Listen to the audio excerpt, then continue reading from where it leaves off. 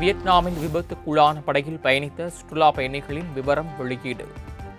தமிழகம், ஆந்திராவை சேர்ந்தவர்கள் உட்பட 32 பேரின் பெயர்களை வெளியிட்டது வியட்நாமில் உள்ள இந்திய தூதரகம்.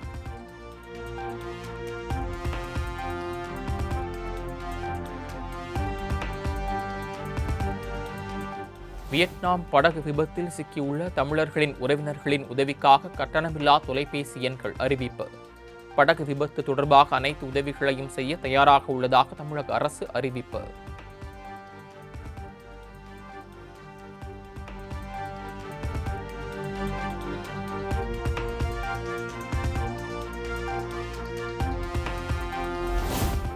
வியட்நாம் படகு விபத்தில் அன்புக்குரியவர்களை இழந்து வாடும் அனைத்து குடும்பத்தினருக்கும் ஆழ்ந்த இரங்கல். பாதிக்கப்பட்டவர்களுக்கு தேவையான அனைத்து உதவிகளையும் இந்திய தூதரகம் வழங்கி வருவதாகவும் பிரதமர் மோடி எக்ஸ் பதிவு.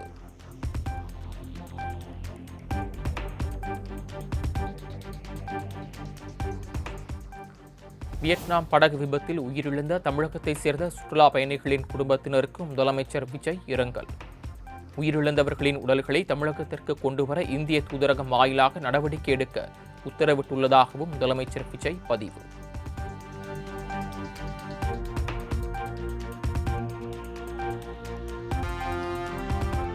பிரபல பின்னணி பாடகி எஸ். ஜானகி காலமானார்.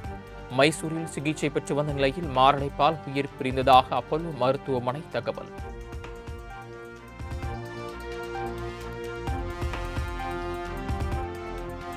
தமிழ், தெலுங்கு, கன்னடம், மலையாளம், ஹிந்தி என பல மொழிகளில் 40,000க்கும் அதிகமான பாடல்களை பாடியவர் ஜானகி.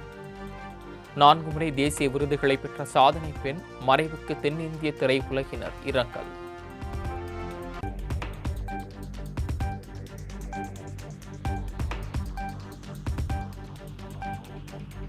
சென்னை காசிமேடு, ஆந்திரா இடையே மீன்பிடி படகொன்று நடுக்கடலில் கவிழ்ந்து விபத்து. கன்னி மேய்க்கும் நேரத்தில் கடலில் மூழ்கிய படகிலிருந்து மீனவர்கள் தத்தளித்த நிலையில் பத்திரமாக மீட்பு.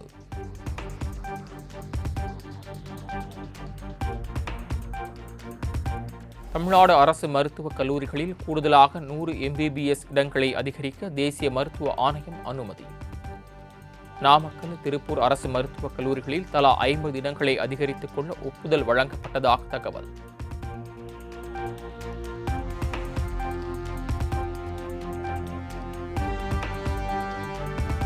முதலமைச்சரும் தாவேகா தலைவருமான விஜயை நாங்கள் பொருட்டாகவே கருதவில்லை.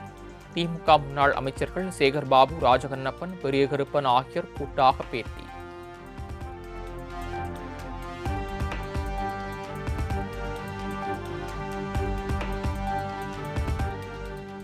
முதலமைச்சர் விஜய் இன்னும் சினிமாவில் நடிப்பது போல பேசி வருகிறார்.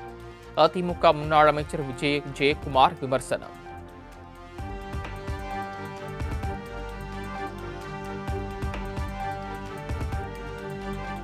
தமிழக அரசியல் வரலாற்றில் பேரறிஞர் அண்ணாவும் ராஜாஜியும் ஒன்று சேரவில்லையா என டிடிவி தினகரன் கேள்வி.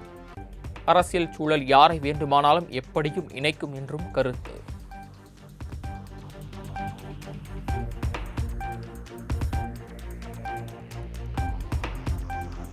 திமுகவும் அதிமுகவும் ஒரே அணியின் கீழ் இணைவதில் அப்படி என்ன பிரச்சனை? திமுக ஆதரவு கட்சிகளின் துணையுடன் தாவேக ஆட்சி அமைக்கும் போது திமுக அதிமுக சேர்வதில் தவறொன்றும் இல்லை என டிடிவி தினகரன் கருத்து.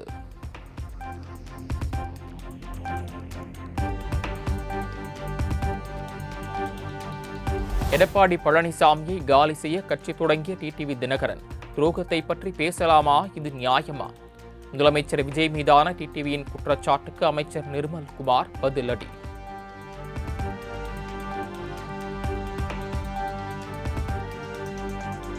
கரூர் கூட்ட நெரிசல் உயிரிழப்பு மிகப்பெரிய சதி, இதை யாரும் மறக்க மாட்டோம் என அமைச்சர் நிர்மல்குமார் காட்டம். முன்னாள் பிரதமர் ராஜீவ் மரணம் போல் கரூர் சம்பவமும் விடை தெரியாத கேள்வியாக இருக்கும் என பேட்டி.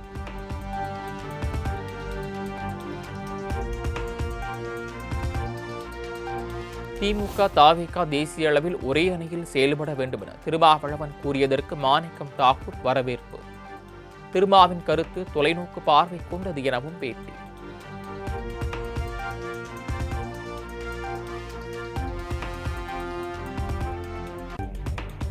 செஞ்சி அருகே நடந்த அதிமுக கூட்டத்தில் எடப்பாடி பழனிசாமி சி.வி. சண்முகம் ஆதரவாளர்களிடையே கடும் மோதல். இருதரப்பினரும் காவல்துறையினரிடையே முன்பே மாறி மாறி கடுமையாக தாக்கிக் கொண்டதால் பரபரப்பு.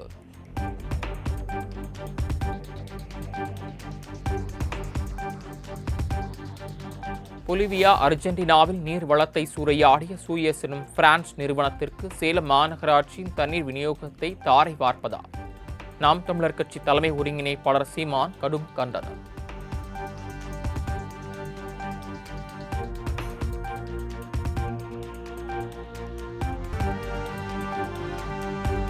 திருச்சி மாவட்டம் லால்குடி அருகே கை கால்கள் கட்டப்பட்ட நிலையில் கொடூரமாக பெண் கொலை செய்யப்பட்ட விவகாரம். கொலை நடந்து 10 நாட்கள் ஆகியும் குற்றவாளிகள் கைது செய்யப்படாததால் ஆத்திரமடைந்த பொதுமக்கள் மறியல் போராட்டம்.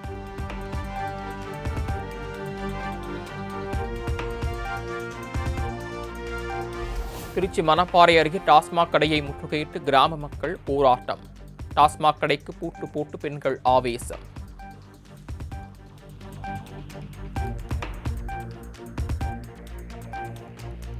தாராபுரம் அருகே வேங்கிப்பாளையம் கோகுல் கார்டன் பஞ்சுகுடோனில் பயங்கர தீ விபத்து. சுமார் 1 கோடி ரூபாய் மதிப்பிலான பஞ்சுகள் எரிந்து சேதம்.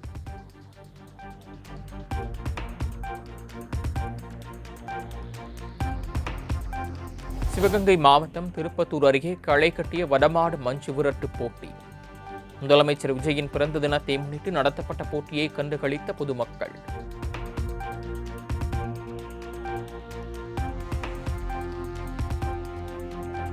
முதுமலை புலிகள் சரணாலயத்தில் வனவிலங்குகளுக்கு ஏற்படும் அச்சுறுத்தலை தடுக்க நடவடிக்கை எடுக்க வேண்டும். வனத்துறையினருக்கு சென்னை உயர்நீதிமன்றம் உத்தரவு.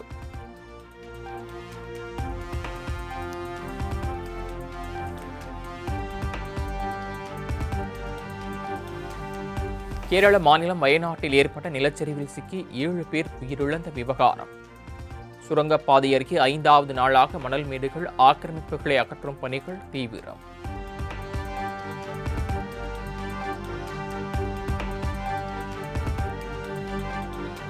உலக அளவில் நிலவி வரும் நிச்சயமற்ற தன்மைக்கு இடையே மகத்தான வளர்ச்சி கண்டு வருகிறது இந்தியா.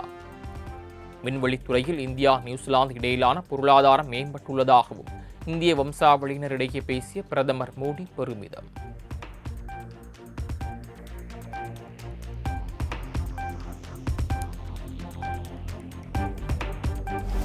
விரைவில் உலகின் 3வது பெரிய பொருளாதார நாடாக இந்தியா உருவெடுக்கும். 21ஆம் நூற்றாண்டை இந்தியா வடிவமைக்கும் என்றும் அதற்கான திட்டத்திற்கு நியூசிலாந்து துணை நிற்கும் என்றும் கிறிஸ்டோபர் லக்சன் திட்டவட்டம்.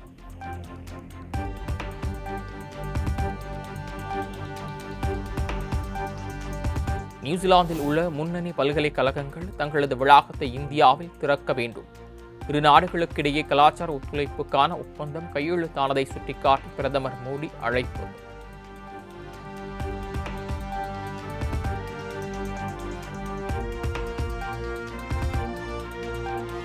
நியூசிலாந்தின் வளர்ச்சியில் கிவி இந்திய சமூகத்தின் பங்களிப்பு அளப்பரிய ஒன்று என்பதில் ஐயமில்லை. பொருளாதாரம், கலாச்சாரம் மற்றும் சமூக ரீதியாக நியூசிலாந்தை இந்தியா வளப்படுத்தி உள்ளதாகவும் அந்நாட்டு பிரதமர் கிறிஸ்டோபர் லக்சன் பெருமிதம்.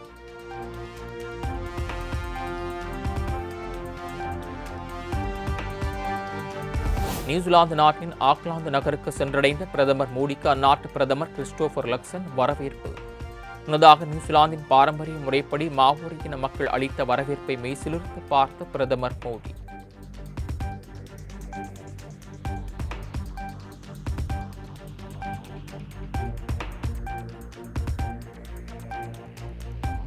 பிரதமர் நரேந்திர மோடியின் வருகையை ஒட்டி நியூசிலாந்தில் இந்திய கொடியின் மூவர்ணத்தில் ஜொலித்த ஸ்கை டவர். சுமார் 40 ஆண்டுகளுக்கு பிறகு இந்திய பிரதமரின் நியூசிலாந்து பயணத்தை வரவேற்கும் வகையில் சிறப்பு ஏற்பாடு.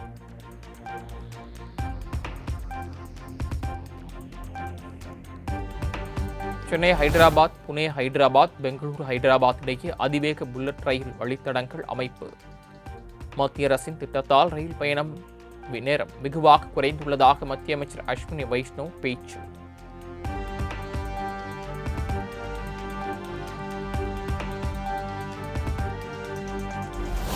எதிரிகளின் இலக்கை மறைந்திருந்து தாக்கும் திறன் கொண்ட அதிநவீன INS மகேந்திரகிரி போர்க்கப்பல் நாட்டிற்கு அர்ப்பணிப்பு. 6வது கப்பலை விசாகப்பட்டினத்தில் நடைபெற்ற நிகழ்ச்சியில் கடற்படையில் இணைத்தார் பாதுகாப்புத்துறை அமைச்சர் ராஜ்நாத் சிங்.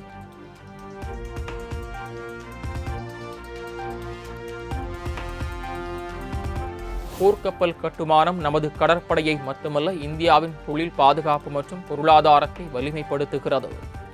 பிரதமர் மோடியின் தலைமையில் இந்தியா உலகளாவிய கடல்சார் பாதுகாப்பு மையமாக மாறி வருவதாகவும் மத்திய அமைச்சர் ராஜ்நாத் சிங் பெருமிதம்.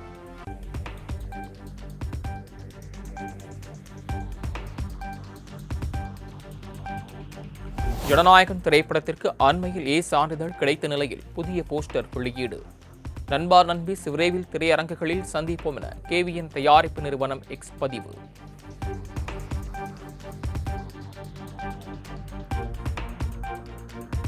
முதலமைச்சர் விஜயின் ஜனநாயகம் திரைப்படம் ஜூலை 24ஆம் தேதி வெளியாகும் என தகவல். படத்தின் புதிய ட்ரெய்லர் விரைவில் வெளியாகும் என்றும் எதிர்பார்ப்பு.